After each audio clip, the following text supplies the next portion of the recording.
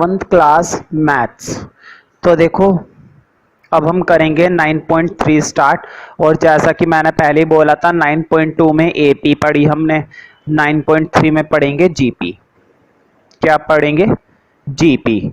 GP का मतलब होता है जियोमेट्रिक प्रोग्रेस या प्रोग्रेशन, और एपी का मतलब क्या होता है? Arithmetic progression. ठीक है, फिलहाल हम एपी की बात नहीं करेंगे।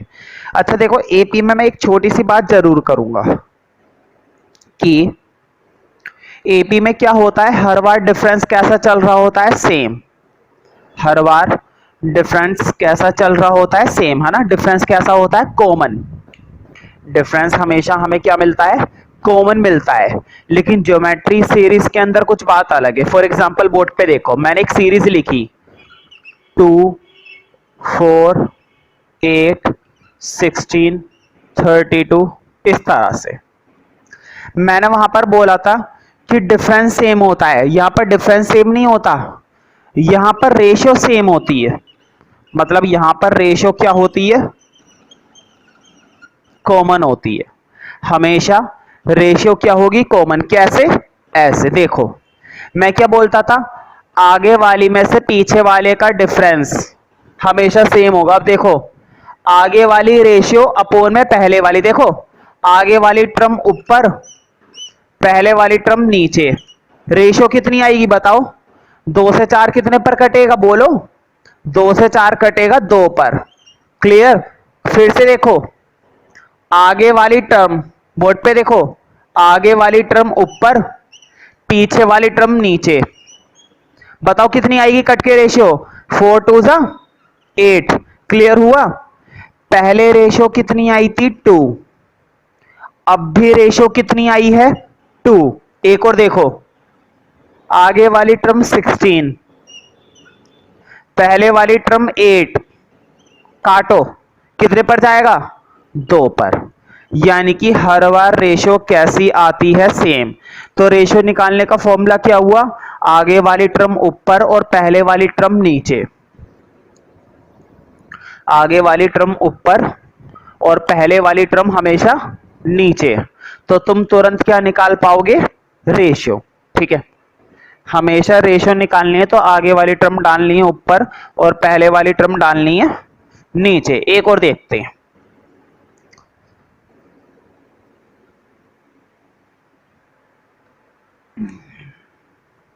3 9 27। देखो बोर्ड पे, आगे वाली टर्म ऊपर, पहले वाली टर्म नीचे। कितने पर जाएगा? 3 3 जा 9। पहली रेशियो क्या आ गई? 3। अगली देखो, आगे वाली टर्म ऊपर, इससे पहले वाली टर्म नीचे। कितनी रेशियो आ गई? 9 3 27। हर बार रेशियो कैसी आती है? सेम। यानी कि यहां पर एक बात समझ में आ गई है कि रेशियो क्या होती है? कॉमन। डिफरेंस कॉमन नहीं होता, रेशियो कॉमन होती है। यहां पर रेशियो क्या होती है? कॉमन। ठीक है, तो फटाफट से यहां पर भी ध्यान रखना, जैसे वहां पर जनरल टर्म होती है ना, यहां पर भी जनरल टर्म होती है। ए एन दिखाते हैं। फॉर्मूला क्या होता है? बोर्ड पे देखो, ए आर की power n minus 1। General term का फॉर्मूला क्या होता है? ए आर की पावर एन माइनस 1। बोर्ड पे देखना जरा 2 मिनट के लिए। अगर मैं तुम इसे नोट कर लो, पहली बात तो ये फॉर्मूला होता है हमारी nth टर्म का, ये फॉर्मूला होता है हमारी जनरल टर्म का, ये फॉर्मूला होता है हमारी स्टैंडर्ड टर्म का, और ये फॉर्मूला होता है हमारी लास्ट टर्म का। सब बातें एक है। बोर्ड पे देखो, nth term, general term, standard term, last term, सबका मतलब एक ही है, सबका मालिक एक है ना? क्या? nth। अब देखो इस फॉर्मूले को लगाना कैसे। बोर्ड पे देखो जरा, मैं तुमसे कुछ बातें पूछूंगा। अगर मैं तुमसे कह रहा हूं ए tan बताओ, बोर्ड पे देखो, ए tan पूछ रहा हूं, तो ए आर की पावर मुझे बताओ। देखो बोर्ड पे, तुमने n की वैल्यू क्या बोली है? 10। तो ऊपर 10 माइनस 1 करूंगा, सीधा लिख दूं, 9 आएगा। n की वैल्यू क्या बोली है? 10। मतलब कौन सी टर्म पूछी है? 10वीं टर्म। तो एक कम कर दो ना डायरेक्टली, क्या लिख दिया मैंने 9। अब मुझे बताओ, अगर मैं तुमसे पूछता हूं 15, तो ए आर की पावर सीधा एक कम कर दो 14। इसका मतलब ये हुआ कि पावर क्या बन जाती है, एक कम। बोर्ड पे देखो, अगर मैं तुमसे पूछ रहा हूं ए 100, तो ए आर की पावर कितनी बनेगी, 99, है ना, एक कम। अगर मैं तुमसे कह रहा हूं ए 50, तो ए आर की पावर कितनी बनेगी, 49। मतलब कि हर बार पावर क्या कर देनी है, एक कम। ए 15, ए आर की पावर 14, ए 20, ए आर की पावर 19। समझ में आ गया ना। ये जनरल टर्म का फॉर्मूला नोट कर लो। अब एक सम का फॉर्मूला लिख लो। ये सारे नाम लिख लेना जो मैंने लिखवाए थे। अब सम लिखो। यहां पर भी सम रिप्रेजेंट करते हैं एस एन से। यहां पर भी सम को किससे रिप्रेजेंट किया जाता है, बोलो। यहां पर भी सम को रिप्रेजेंट किया जाता है एस एन से, लेकिन फॉर्मूला अलग है भाई, फॉर्मूला अलग है।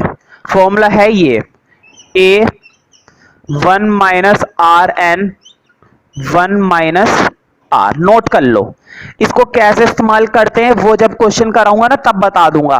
फिलहाल ये दोनों फॉर्मूले फटाफट से अपनी 9.3 की एक्सरसाइज के स्टार्टिंग में लिख लो, ताकि अब हम आसानी से इस एक्सरसाइज को कर पाए और किसी भी तरह की दिक्कत ना हो। ठीक है, तो फटाफट से ये फॉर्मूले वगैरह नोट कर लो। अब स्टार्ट करेंगे हम।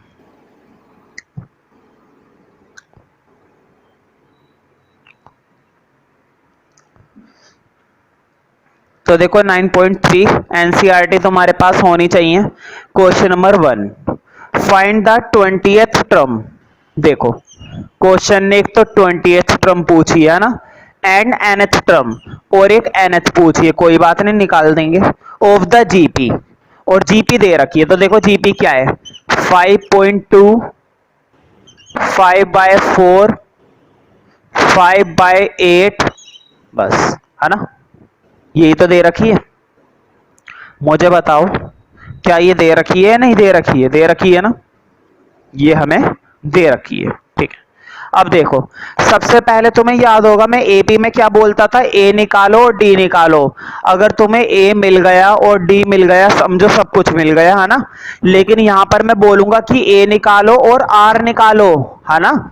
यहां पर डी नहीं होता, यहां पर आर होता है। आर का मतलब क्या होता है, रेशियो होती है। तो यहां पर जरूरत है तुम्हें रेशियो निकालने की। कोई बात नहीं, रेशियो ही निकालेंगे, क्यों टेंशन ले रहे हो, रेशियो ही निकालने वाले हैं। तो देखो पहले तो ए निकाल लो। ए तो तुम्हें मालूम है फर्स्ट टर्म ही होती है। तो देखो अगर ए फर्स्ट टर्म ही होती है तो ए तो मालूम हो गया 5/2, फर्स्ट टर्म बन गई ना ए। अब आर निकालो। बोर्ड पे देखो आर का फॉर्मूला क्या होता है, दूसरी वाली टर्म अपोन में पहले वाली टर्म, यही तो होता है फॉर्मूला। अब ये भी बताया था ना भाई। रेशियो का मतलब क्या होता है, बोर्ड पे देखो, आगे वाली टर्म, ठीक है, अपोन में पहले वाली टर्म, आगे वाली टर्म ऊपर, पहले वाली टर्म नीचे। ठीक है, आगे वाली टर्म ऊपर और पहले वाली टर्म नीचे। अब देखो करना क्या है, बोर्ड पे देखो, सबसे नीचे वाले की सबसे ऊपर मल्टीप्लाई, ध्यान से सुनना मेरी बात को, सबसे नीचे वाले फ्रैक्शन की सबसे ऊपर मल्टीप्लाई। बताओ 5 की 2 से करोगे, 5 की मल्टीप्लाई 2 से करोगे, डायरेक्टली मैं लिख दूं 10, 10 आ गया। अब जरा ये देखो इनकी आपस में, बात समझ में आ रही है ना। क्या ये टेक्निक तुम्हें याद रहेगी या नहीं रहेगी, सबसे नीचे वाले की सबसे ऊपर मल्टीप्लाई और इनकी आपस में। तो बताओ 4 की 5 से करोगे कितना बनेगा, 4 5 20, कट रहा है ना, देखो रेशियो कट रही है, 0 से 0 कट गई, रेशियो आ गई 1/2। रेशियो कितनी आ गई भाई, 1/2। अब अगर ए आ गया और आर आ गया समझो सब कुछ आ गया, फिर तो समझो सब कुछ आ गया। ठीक है, देखो A20 पूछा था ना, मुझे बताओ A20 का मतलब ए आर की पावर कितनी, 19 ना। अभी अभी मैंने सिखाया था, अगर वो पूछेगा 20 तो ऊपर पावर कितनी हो जाएगी, एक कम। अगर वो पूछेगा 25 तो पावर कितनी हो जाएगी, एक कम, मतलब कि 24। अगर वो पूछेगा 30 तो पावर एक कम हो जाएगी, मतलब पावर कितनी बन जाएगी 29। तो बोर्ड पे देखो, उसने 820 पूछा था तो आर की पावर 19 हो गई, एक कम हो गई। देखो मैं इंडिकेट कर देता हूं, बताओ एनएच का फॉर्मूला यही तो था, पावर क्या हो जाती है एक कम। अगर तुम यहां पर 20 रखोगे तो ऊपर 20 में से एक कम हो जाएगी, 19 बनेगी ना। अच्छा ये चीज तो तुम्हें डायरेक्टली समझ में आ ही रही होगी कि अगर A20 बनाएंगे तो ऊपर एक पावर हमेशा क्या करेंगे कम। समझ में आए या ना, इस बात का ध्यान रखो। जब भी यहां पर कोई टर्म होती है तो उससे एक कम पावर यहां पर लिखेंगे, है ना। 20 पूछा है तो 19, 18 पूछा है तो 17, 15 पूछा है तो 14। ठीक है, अब वैल्यू डालो, बताओ ए की वैल्यू क्या है। ए की वैल्यू ये रही 5 अपॉन में 2। आर की वैल्यू क्या है, आर की वैल्यू ये रही, देखो ये रही 1/2। अब तुम सोचोगे भैया 1/2 की पावर क्या 19 खोलें, नहीं। ध्यान रखना, ज्योमेट्रिक प्रोग्रेस में मतलब जीपी में ये बड़ी दिक्कत रहती है पावर की। ध्यान रखना, अगर पावर छोटी कैलकुलेशन वाली है तो खोल लो, और अगर बड़ी कैलकुलेशन वाली है तो पावर को कभी भी मत खोलो। हाँ लेकिन इसको इतना जरूर सोल्व करो, बोर्ड पे देखो, थोड़ा बहुत तो सॉल्व कर सकते हैं ना। 5/2 को ऐसे ही रहने दो, देखो बोर्ड पे 2 की पावर 19 नहीं खोल सकते, 1 की तो खोल सकते हो। बोर्ड पे देखो 1 की पावर 19 क्या होएगा 1। मैंने बताया था 1 की पावर कितनी भी हो, हमेशा ध्यान रखो, 1 की पावर चाहे 19 हो, 1 की पावर चाहे 100 हो, 1 की पावर चाहे 550 हो, कुछ भी हो 1 की पावर, 1 की पावर तो 1 ही रहती है। तो ऊपर तो 1 ही रहा, लेकिन नीचे 2 की पावर थोड़ी ना खोल सकते हो, नीचे 2 की पावर 19 ही रहा, क्या खोल सकते हो। 2 की पावर 19 का मतलब है 2 की कितनी बार मल्टीप्लाई, 19 बार मल्टीप्लाई। कर सकते हो तो कर लो, लेकिन टेंशन मत लो, टेस्ट में और पेपर में भी तुम लोग बिल्कुल ऐसे ही छोड़ सकते हो, कोई भी टीचर तुम्हारे मार्क्स नहीं काट सकता है। पेपर में भी अगर इतनी बड़ी पावर आती है 3 की पावर 15 या 3 की पावर 10 या 4 की पावर 20, है ना, छोड़ो, जीपी में ऐसा करना अलाउड है, जीपी के अंदर ऐसा करना अलाउड है बच्चे को।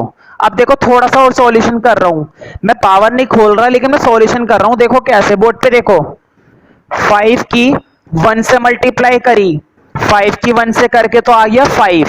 अब नीचे देखो जरा, मुझे बताओ 2 की पावर 3 और 2 की पावर 4। मैंने तुम्हें एक चीज बताई थी और तुम्हें याद भी होनी चाहिए, जब भी बेस सेम होते हैं और चीज क्या होती है मल्टीप्लाई में, देखो जब भी बेस सेम है, मुझे बताओ दोनों के बेस सेम है ना, 2 और 2, जब भी बेस सेम होते हैं और टर्म क्या होती है मल्टीप्लाई में, तो पावर ऐड हो जाती है। तो बताओ 2 की पावर कितना बन जाएगा, 3 और 4 कितने हो जाएंगे 7। बोर्ड पे देखो, जब भी बेस सेम होते हैं और मल्टीप्लाई होता है तो पावर ऐड हो जाती है। अब इधर देखो, बेस सेम है ना 2 और 2, और बीच में क्या लगा हुआ है मल्टीप्लाई, जब कुछ साइन नहीं है तो मल्टीप्लाई। मुझे बताओ इधर 2 की पावर 1, उधर 2 की पावर 19, जब बेस सेम होते हैं तो पावर ऐड हो जाती है ना भाई, जब बेस सेम होते हैं तो क्या पावर ऐड नहीं होती, होती है ना। तो 1 और 19 कितने बनेंगे 2 की पावर 20। इतना छोड़ दो, इतना छोड़ दो, ठीक है।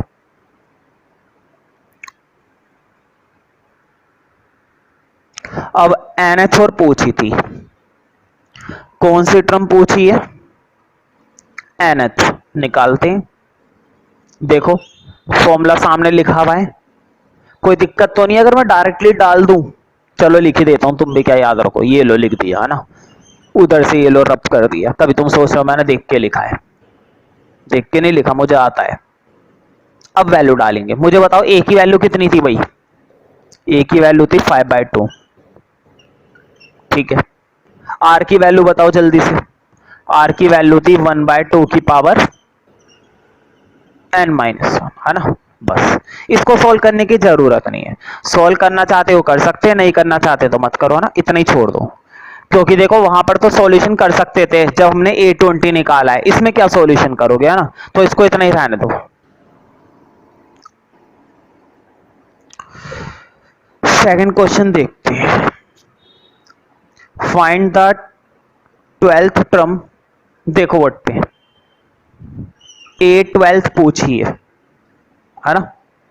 Whose 8th term, 8th term दे रखी है, कितनी दे रखी है 192 and the common ratio is 2 और रेशियो बता रखी है 2। बहुत ही बढ़िया, टिक कर लो। इस वैरायटी के क्वेश्चंस पेपर में बहुत आते हैं, काफी पूछे जाते हैं। 8वीं टर्म दी है, 12वीं पूछी है और रेशियो भी दे रखा है। क्या दे रखा है, रेशियो भी दे रखा है। करते हैं, देखो व्हाट पे उन्होंने 8th टर्म दे रखी है 192। अच्छा ये तो उन्होंने दिए। ए 8th का फॉर्मूला क्या होता है, ए 8th का फॉर्मूला यही तो होता है ए आर की पावर 7। मुझे बताओ क्या ए 8 का फॉर्मूला ये नहीं होता ए आर की पावर 7। मुझे बताओ अगर ए 8 को फॉर्मूले के हिसाब से बनाओगे तो पावर में एक कम नहीं हो जाएगा। अभी अभी मैंने सिखाया था फॉर्मूला लगाना। बताओ बताओ इधर 8वीं टर्म का फॉर्मूला यही तो बनेगा ए आर की पावर 7, नहीं बनेगा क्या। 8 का मतलब क्या है, एक कम कर दो पावर, ए आर की पावर 7 ही तो बनेगा। देखो वट पे अगर मैं तुमसे पूछूं ए 8 का फॉर्मूला बताओ तो ये तो बनेगा ए आर की पावर 7। भाई एक कम कर दी पावर, मैंने इसकी जगह क्या लगा दिया, इसका फॉर्मूला लगा दिया बस, है ना। अब जो वैल्यू दे रखी है डाल दो। देखो आर की वैल्यू दे रखी है ना 2, ये रहा 2 की पावर 7 आ गया इक्वल टू में 192। हाँ 2 की पावर 7 तुम्हें खोलना पड़ेगा भाई, 2 की पावर 7 तो तुम्हें जरूर खोलना ही पड़ेगा। इसको बिना खोले काम नहीं चल सकता, तो खोलो। और देखो 2 की पावर 7 खोलना कोई बड़ी बात भी नहीं है। 2 की पावर 7 खोलने में कौन सी बहुत बड़ी दिक्कत है। ठीक है देखो भाई सीधी बात है, मैं तो कैलकुलेटर से ही करूंगा।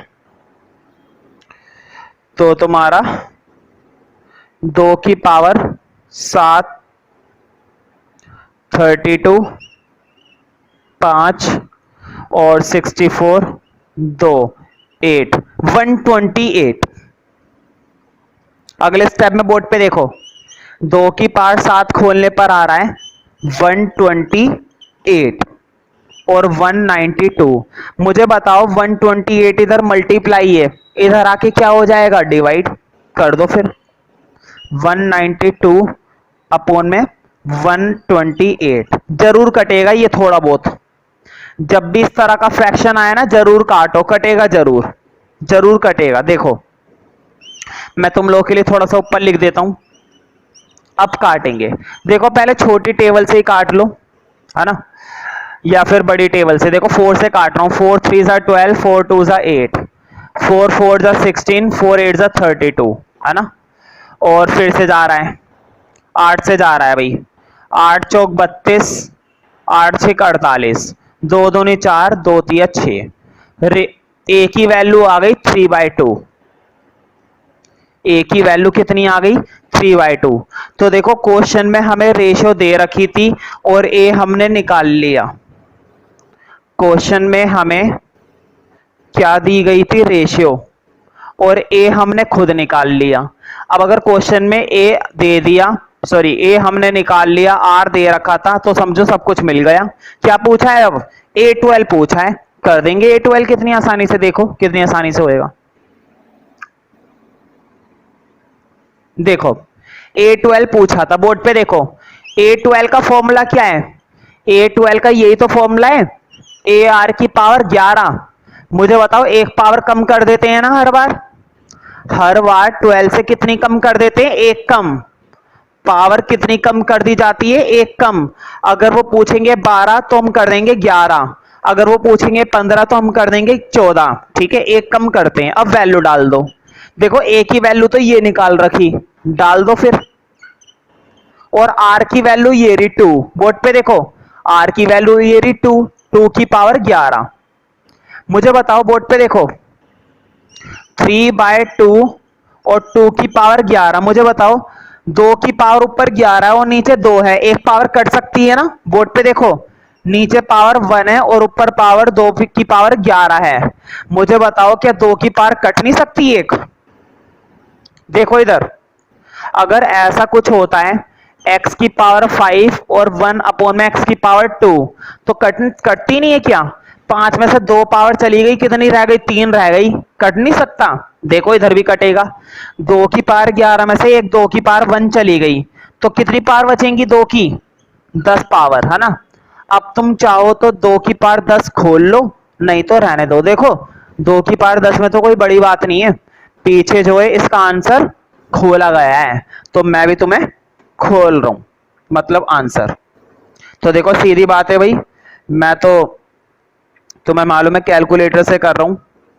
तो देखो 3 इंटू खोल कर ये आ रहा है 1024। अब 3 से और मल्टीप्लाई दे देता हूं इसकी, तो ये आ रहा है 3072, है ना। तो देखो 2 की पावर 7 हो गई या 2 की पावर 10 हो गई, ये सब तो तुम खोल सकते हो, है ना। इतना तो खोल ही लिया करो, टेस्ट में भी और पेपर में भी कम से कम इतनी पावर तो खोलना सीख लो। जैसे कि 2 की पावर, देखो 2 की पावर में करने में है ही क्या, 2 की पावर तो छोटी है, लेकिन हाँ अगर 8 की पावर 10 आता है, नहीं फिर मत खोलना, 8 की पावर 10 तो बहुत बड़ी हो जाएगी, फिर रहने देना।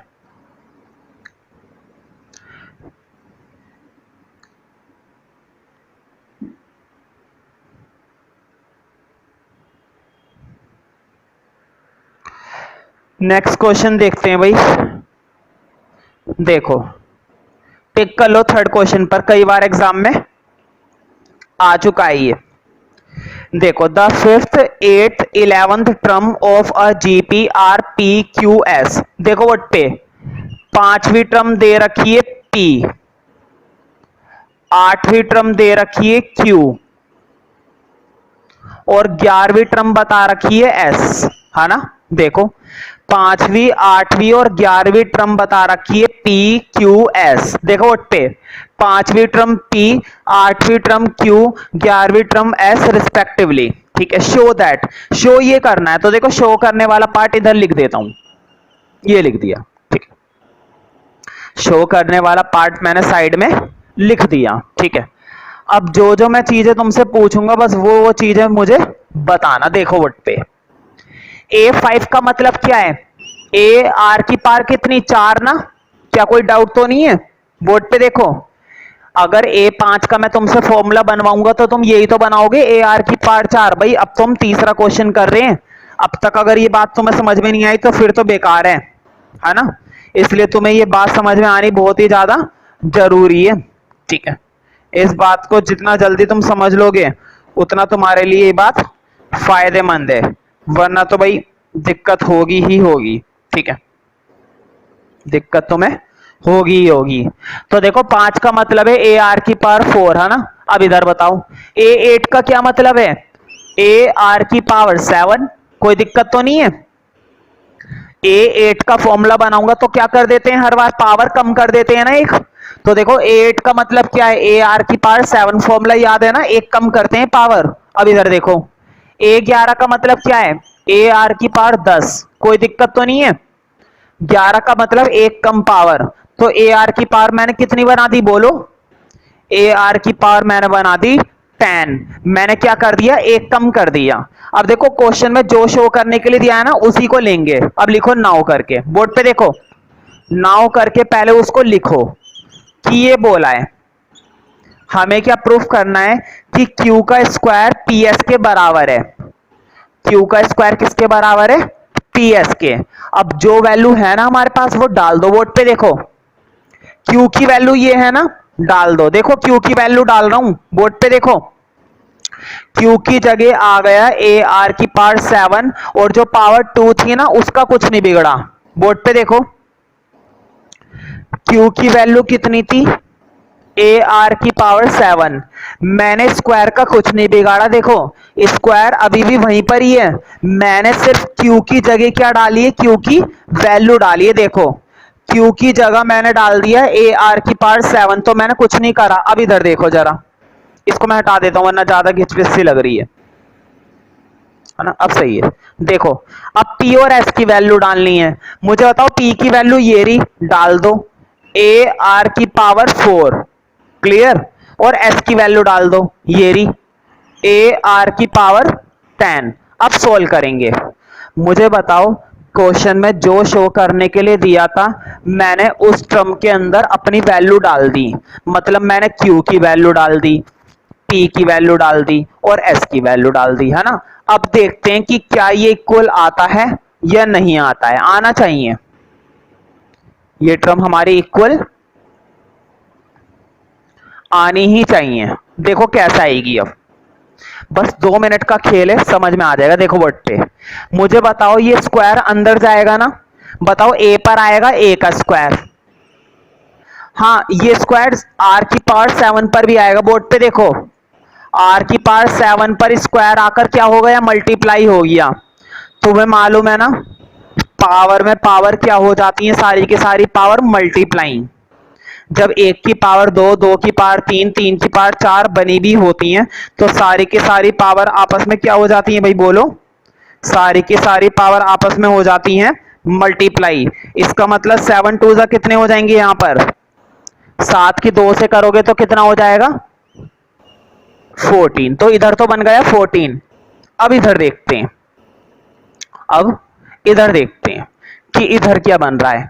एक काम करो, ब्रैकेट खोल लो। बोर्ड पे देखो, मैं तुम्हें यहीं पे समझा देता हूं ब्रैकेट खोल के। बस ये लो, देखो एक तरीके से मल्टीप्लाई है। बोर्ड पे देखो, इधर देखो a की पावर 1 है और इधर a की पावर 1 है। मुझे बताओ, बेस सेम होते हैं तो पावर जुड़ जाएंगी। a की पावर कितनी बन जाएगी, मैंने देखो बोर्ड पे, a की मल्टीप्लाई a से करोगे, a की मल्टीप्लाई a से करोगे तो a स्क्वायर बनेगा ना, लिखो a स्क्वायर।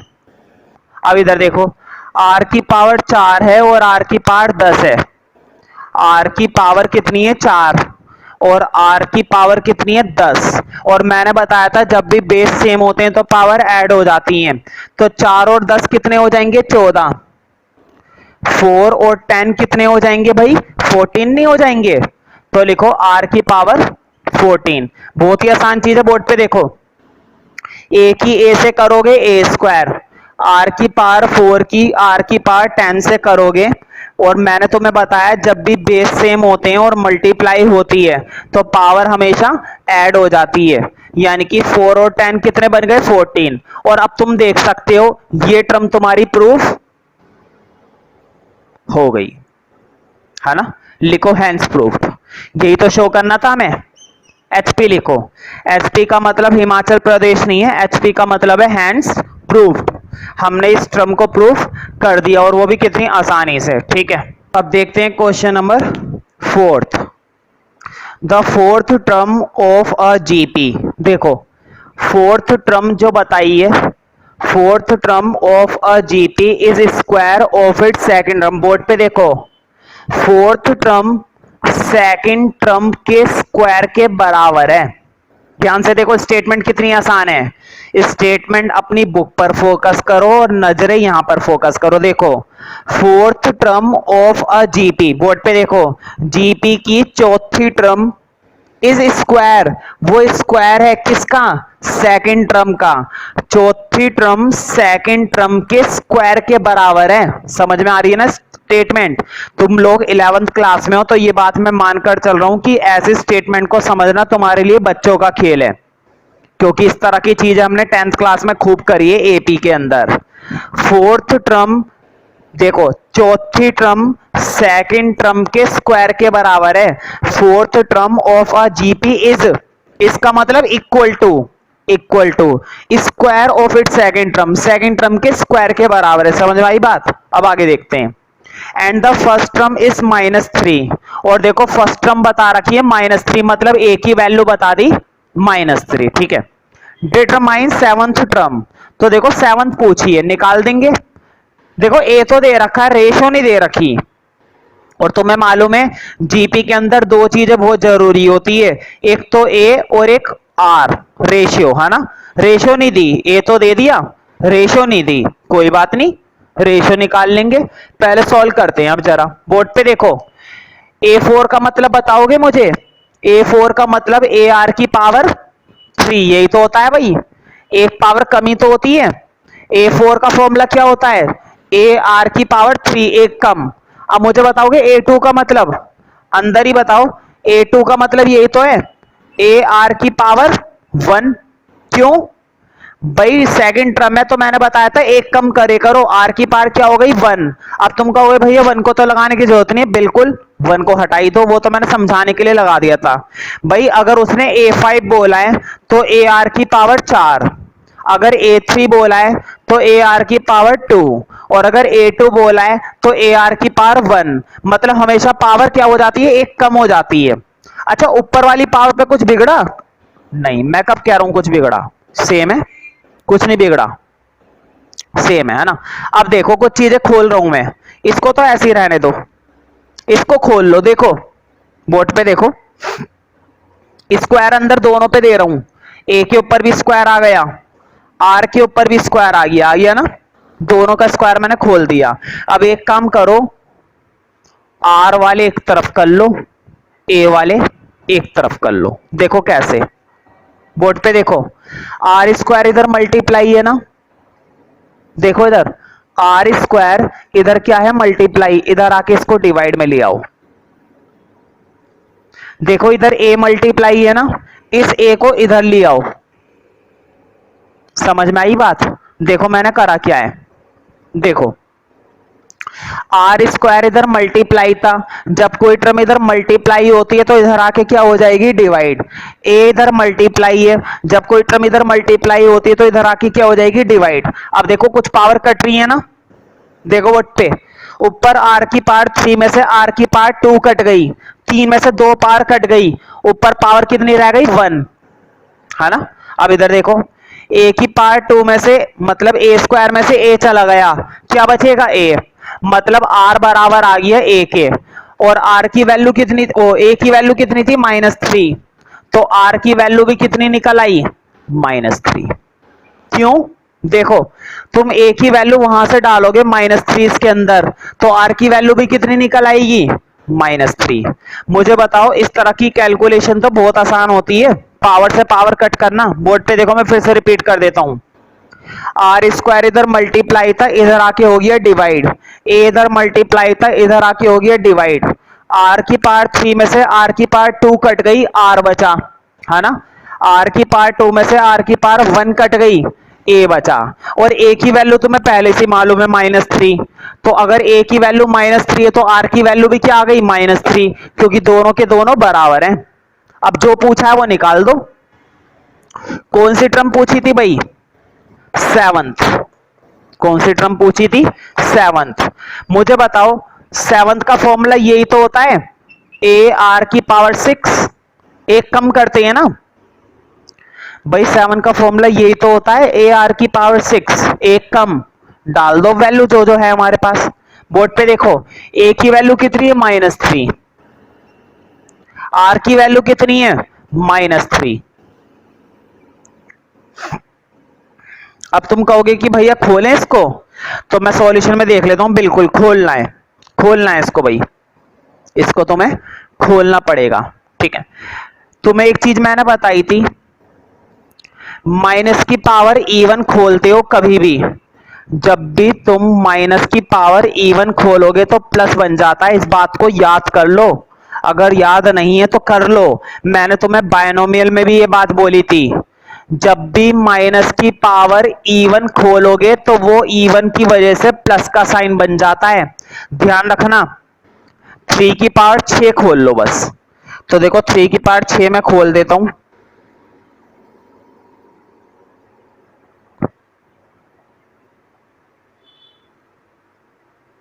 729, है ना। और तुम सोच रहे होंगे मैंने माइनस का क्या करा, बिल्कुल देखो माइनस का क्या बन गया प्लस, और प्लस को लिखो या मत लिखो।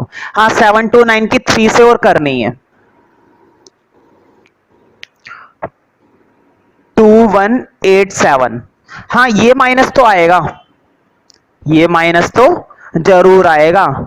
क्या तुम्हें ये बात समझ में आ रही है ना कि जब भी माइनस की पावर इवन खोलेंगे, देखो बोर्ड पे माइनस की पावर क्या थी 6 थी, और 6 क्या होता है इवन होता है, जब भी माइनस की पावर इवन खोलते हैं ना तो प्लस बन जाता है, और 3 की पावर 6 हो गया 729, और 729 की फिर से 3 से कर दी, और माइनस तो आएगा ही आएगा क्योंकि माइनस बाहर लगा हुआ है ना, तो 2187 आ गया, है ना।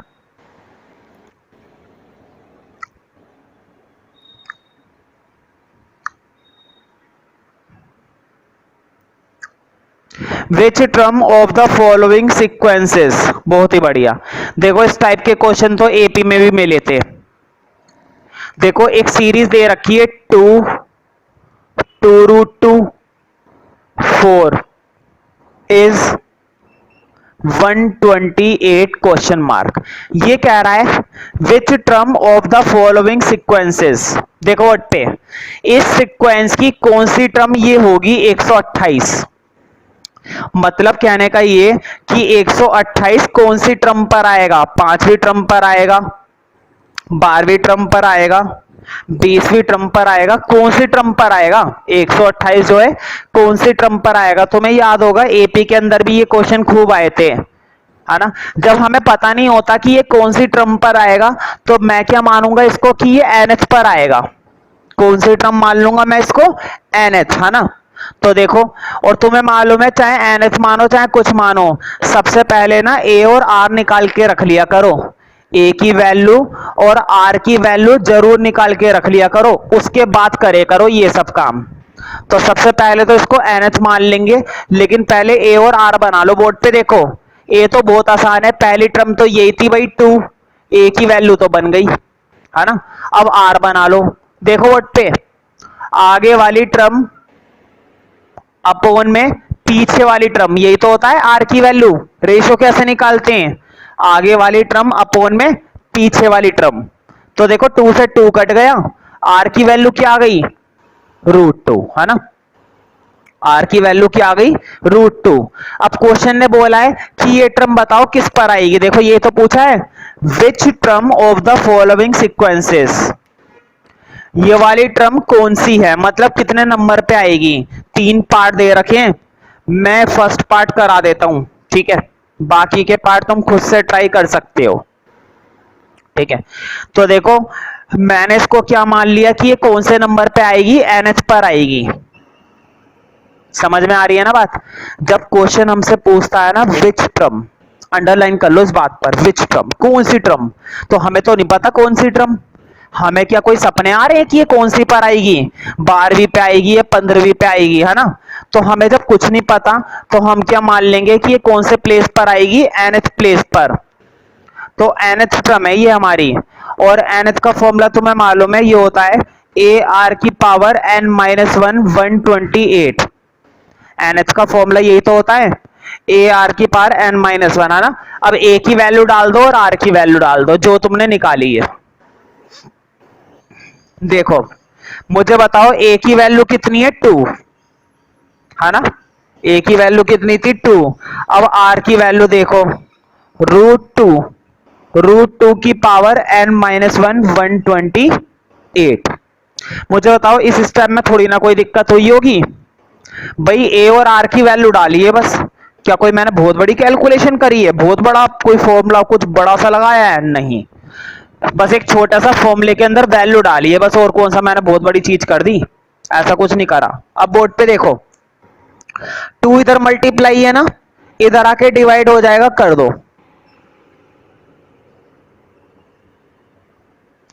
2 की मल्टीप्लाई, सॉरी 2 से डिवाइड कर दो 128, और देखो 128 कटेगा 64 पे, मुझे याद है।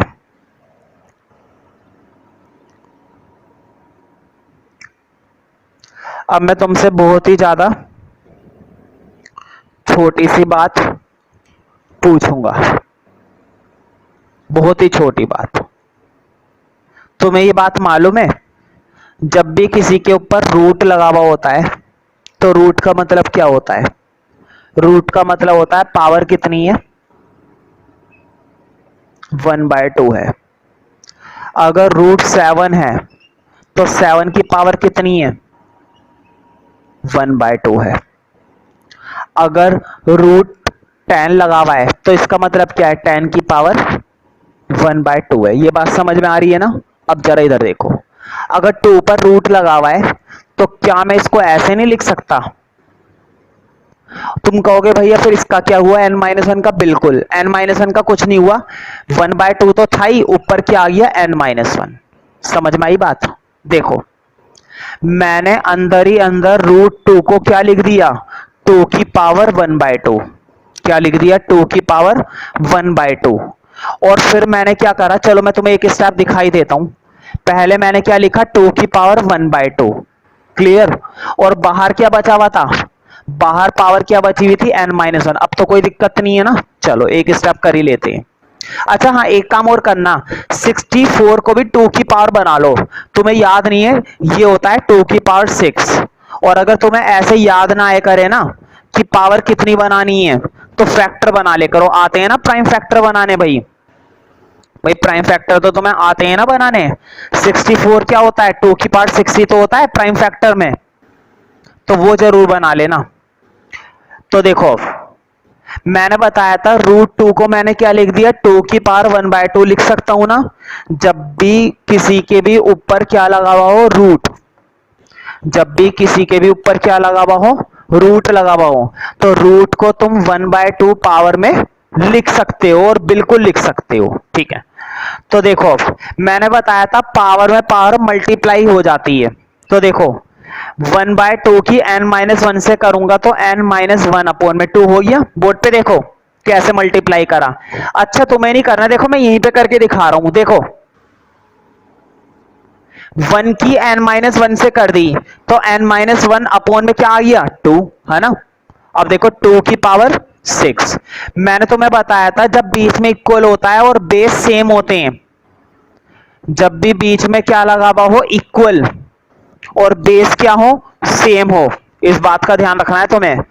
जब भी बीच में क्या लगा हुआ हो, इक्वल और बेस सेम हो, तो ये बात कंफर्म है कि पावर भी सेम होंगी, पावर भी इक्वल रख सकते हैं। देखो, जब बेस बराबर है तो पावर भी अल्टीमेटली क्या होंगी, बराबर। तो मैंने n-1/2 किसके बराबर रख दिया, 6 के। देखो वोट पे, जब बेस बराबर था, दोनों में क्या था, 2 था, है ना। तो अल्टीमेटली पावर भी क्या होंगी, बराबर होंगी, यानी कि n-1/2 किसके बराबर होगा, 6 के। अब सोल्व कर दो। देखो, 2 इधर डिवाइड है, उधर जाके क्या हो जाएगा, मल्टीप्लाई। तो 2 उधर जाके मल्टीप्लाई हुआ, 6 2 कितने हो जाएंगे, 12, और माइनस का 1 उधर जाके क्या हो जाएगा, प्लस का, यानी कि n की वैल्यू आ गई 13। इसका मतलब ये हुआ कि ये टर्म कौन सी है, 13th टर्म बनने वाली है ये। और यकीन नहीं होता तो 13th टर्म इस सीरीज के अंदर जरूर निकाल के देखना, ठीक है, जरूर निकाल के देखना। तो देखो बाकी के इसके बी और सी 2 पार्ट घर पर जरूर करके देखना, मैं नेक्स्ट क्लास में चेक कर सकता हूं, एक बार जरूर ट्राई करना। और इसमें भी ना ऐसी टर्म बनेगी 1/2 वगैरह करके, पावर तुम्हें तोड़नी पड़ेगी, तो जरूर मेहनत करना इस क्वेश्चन पर, क्योंकि टर्म निकालने के लिए जीपी के अंदर से कई बार पूछा जाता है पेपर में। क्वेश्चन नंबर 6 बताने से पहले मैं तुम्हें कुछ खास बातें बताता हूं। देखो बोर्ड पे, अगर तुमसे कहा जाए A B C D E, इस तरह से एक सीरीज दे दी मैंने तुम्हें क्या दे दी, एक सीरीज दे दी। अब अगर ये बोला जाए कि ये सीरीज कौन सी है, जीपी है, ये सीरीज कौन सी है, जीपी है। तो देखो करना क्या है, अगर कोई सी भी सीरीज जीपी बताई जाती है, ठीक है, तो बीच वाली टर्म का स्क्वायर, बोर्ड पे देखो, बीच वाली टर्म का स्क्वायर हमेशा इन दोनों के मल्टीप्लाई के बराबर होता है।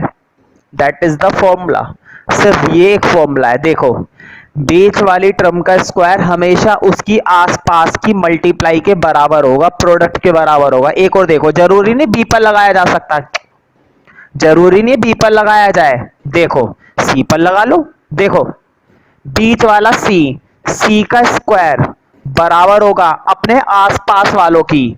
इस सी के आसपास क्या है, बी, और उधर क्या है, डी, बी और डी के मल्टीप्लाई के बराबर होगा। जरूरी नहीं सी पर लगाओ, डी पर लगा लो। देखो डी का स्क्वायर हमेशा अपने आसपास वालों की मल्टीप्लाई के बराबर होगा, सी इंटू ई। बात समझ में आई या नहीं आई। अगर कोई 3 टर्म तुम्हें जीपी की बताई जाती हैं, तो बीच वाली टर्म का स्क्वायर बाकी 2 के मल्टीप्लाई के हमेशा क्या होता है, बराबर। लिखने की जरूरत नहीं है, बस समझ लो, क्वेश्चन नंबर 6 के लिए फायदे में रहोगे, ठीक है। अब जरा क्वेश्चन नंबर 6 देखते हैं। For what value of x, x की वैल्यू बतानी है। The numbers 2/7 x minus 7/2 are in GP. देखो बहुत ही बढ़िया, ये तीनों टर्म किसकी बताई गई है? जीपी की। ये तीनों के तीनों नंबर किसके बता रखे? जीपी के। समझ में आ रही है बात? और अभी अभी मैंने बताया था अगर कोई से भी तीन नंबर तुम्हें बताए जाएंगे जीपी के, तो बीच वाला लिखो। देखो तुम्हें लिखना है वी नो दैट, हम जानते हैं। देखो अगर वो ये तीनों नंबर जीपी के नहीं बताता ना, तो हम नहीं लगा सकते थे, तब नहीं लगा सकते थे। लेकिन क्या ये तीनों नंबर हमें जीपी के नहीं बताए? और जब जीपी के बताए तो लगाएंगे भी इन्हें।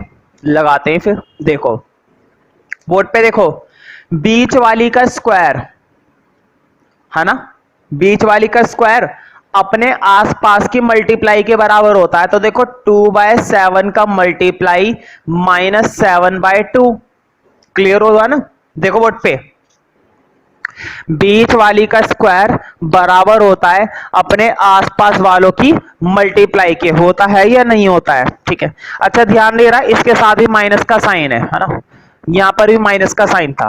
पहली टर्म पे मैंने माइनस का साइन नहीं लगाया था, इस पर भी माइनस का साइन है। ठीक है, ठीक है। अब देखो कट रहा है, 2 से तो 2 गया, 7 से 7 गया, माइनस माइनस क्या हो गए? देखो बोर्ड पे, 2 से 2 गया, 7 से 7 गया, माइनस से माइनस प्लस हो गए, 1 बचाना कुल मिलाकर। मुझे बताओ स्क्वायर इधर आके क्या हो जाएगा? Square root. और 1 का स्क्वायर रूट तुम जानते हो क्या होता है भाई? 1 का स्क्वायर रूट कंप्लीटली क्या आएगा? हमेशा ध्यान रखना, जब भी 1 का रूट सॉल्व करते हैं या किसी का भी रूट सॉल्व करते हैं तो दो साइन आते हैं बाहर, एक प्लस का साइन और एक माइनस का साइन। जब भी रूट सॉल्व करोगे तो रूट सॉल्व करने पर दो साइन आते हैं, एक तो प्लस और एक माइनस। तो देखो 1 का रूट 1 ही होता है, लेकिन एक प्लस का तो और एक माइनस का, ये बात ध्यान रखना। तुमने स्क्वायर इधर भेजा जरूर है, 1 का रूट 1 निकल आया, लेकिन दो साइन लगेंगे प्लस और माइनस।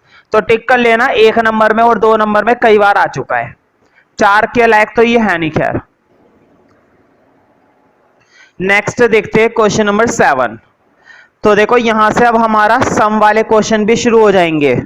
अभी तक तो हमने nth टर्म के बेस पर काम करा, टर्म्स के बेस पर काम करा ना, लेकिन अब हमारे कौन से क्वेश्चन है? सम वाले। और सम का फॉर्मूला तो मैंने लिखवा रखा है ना, सम का फॉर्मूला लिखा हुआ है। तो देखते हैं, देखो सम ऑफ 20 टर्म्स, कितनी टर्म्स का सम निकालना है? 20, मतलब कि S20। 20 टर्म का सम निकालना है मतलब S20 निकालना है ना, ये बात समझ में आ रही है ना? शुरू की 20 टर्म। अब देखते हैं, सीरीज है 0.15, 0.015, 0.0015 डैश डैश डैश। ठीक है, चलो क्या है, तो देखो सम तो हम निकाल देंगे, फॉर्मूला भी हमें मालूम है, लेकिन पहले ए और आर निकाल लेते हैं। देखो पहली टर्म तो यही है ए वाई, है कि नहीं? और रेशियो मैंने बताया था, आगे वाली ऊपर, पीछे वाली नीचे। मुझे बताओ, आगे वाली ऊपर और पीछे वाली नीचे, आती नहीं है क्या? अब तुमने एक चीज सुनी होगी, जब ऊपर भी पॉइंट होता है और नीचे भी पॉइंट होता है तो कट जाता है, सुनी है ना? ये बात सुनी है या नहीं सुनी है 11th क्लास में? इतनी तो उम्मीद कर सकता हूं कि तुमने ये बात जरूर सुनी है। जब ऊपर भी पॉइंट होता है और नीचे भी पॉइंट होता है तो कट जाता है, लेकिन इस बात को जरा गौर करो, तब कटता है जब ऊपर पॉइंट के बाद के डिजिट्स बराबर होती हैं। देखो ऊपर पॉइंट के बाद कितने डिजिट हैं? 0, 1, 2, 3। ऊपर तो पॉइंट के बाद 3 डिजिट है, ऊपर पॉइंट के बाद कितने डिजिट है? 3 डिजिट है। और नीचे पॉइंट के बाद कितने डिजिट है? 2 डिजिट है। अब नहीं कट सकता, अब नहीं काट सकते। ऊपर पॉइंट के बाद 3 डिजिट और नीचे पॉइंट के बाद 2 डिजिट, ऐसे में तुम नहीं काट सकते। या तो डिजिट को बराबर बना लो, या तो डिजिट को क्या बना लो, बराबर। ठीक है, देखो कैसे बराबर बनाऊंगा। ऊपर तो 3 डिजिट हैं पॉइंट के बाद, यहां पर पॉइंट के बाद एक जीरो नहीं लगा सकते क्या? हमेशा ध्यान रखना, पॉइंट के बाद जितना दिल करे उतनी जीरो तुम लगा सकते हो, लेकिन ध्यान रखना सिर्फ जीरो लगा सकते हो, जीरो के अलावा कोई और सी डिजिट तुम पॉइंट के बाद अपने आप नहीं लगा सकते हो, सिर्फ जीरो के अलावा। ठीक है, जीरो को लगाया जा सकता है। हाँ, अब काट दो, पॉइंट से पॉइंट अब चला जाएगा, तो पॉइंट से तो पॉइंट कट गया, ऊपर से बचा 15, नीचे से बचा 150, यही तो बचेगा ना भाई। बताओ, डिजिट से पहले जीरो की कोई वैल्यू थोड़ी ना है, तो मैंने इन जीरोस को लिखा ही नहीं है। ऊपर से लिखा 15 और नीचे से लिखा 150, है ना। अब काट दो, 15 से 150 जाएगा 1/10, कितना जाएगा 1/10। और देखो 1/10 को क्या मैं ये नहीं लिख सकता 0.1? अगर तुम डिवाइड करोगे, क्या मैं 1/10 को ये नहीं लिख सकता 0.1? इसका मतलब रेशियो कितनी आ गई, 0.1, है ना। अब सम निकालेंगे, तो देखो सम का फॉर्मूला मैंने तुम्हें बताया था सीरीज में, जीपी के अंदर क्या होता है, 1 माइनस आर एन अपोन में 1 माइनस आर, ये फॉर्मूला लिखवाया था ना। जीपी के सम का फॉर्मूला मैंने तुम्हें लिखवा दिया था, जीपी के सम का फॉर्मूला मैंने तुम्हें पहले से ही लिखवा रखा है। ठीक है, देखो ए की वैल्यू कितनी है भाई, ये रही 0.15, 1 माइनस आर एन, आर की वैल्यू कितनी है 0.1। हाँ, पावर एन लगाना मत भूलना। 1 माइनस आर की वैल्यू कितनी है 0.1। ये बात समझ में आई? सम का फॉर्मूला लगा रहा हूं बस। मुझे बताओ कितनी टर्म का सम बोला था, शुरू की 20 टर्म का, शुरू की कितनी टर्म्स का सम पूछा है, 20 टर्म्स का। देखो इसका मतलब S20। बताओ n की जगह क्या पुट करूंगा, 20। यहां पर भी इधर देखो वोट पे, यहां पर n की जगह 20 डाला है, तो यहां पर भी n की जगह क्या डालेंगे 20, क्योंकि कितनी टर्म्स का सम निकालना है, 20 टर्म्स का, शुरू की 20 टर्म्स का सम। तो देखो 0.15, 1 माइनस 0.1 की पावर कितनी बनेगी 20, अपोन में माइनस कर दो भाई, 1 में से 0.1 माइनस करोगे कितना बचेगा, जल्दी बताओ, 0.9, है ना। देखो बोर्ड पे ये जो 0.9 है ना, इसके अपोन में ले लो,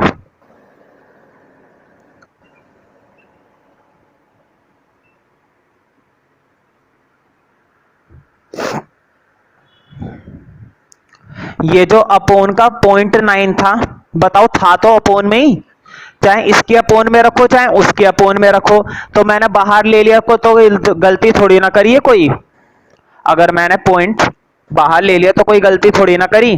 ठीक है, अब देखो जरा, कुछ चीजें सॉल्व हो रही हैं, थोड़ी बहुत सॉल्व हो रही हैं, वैसे तो ज्यादा कुछ सॉल्व नहीं हो रही। देखो ये तुम्हारा जा रहा है,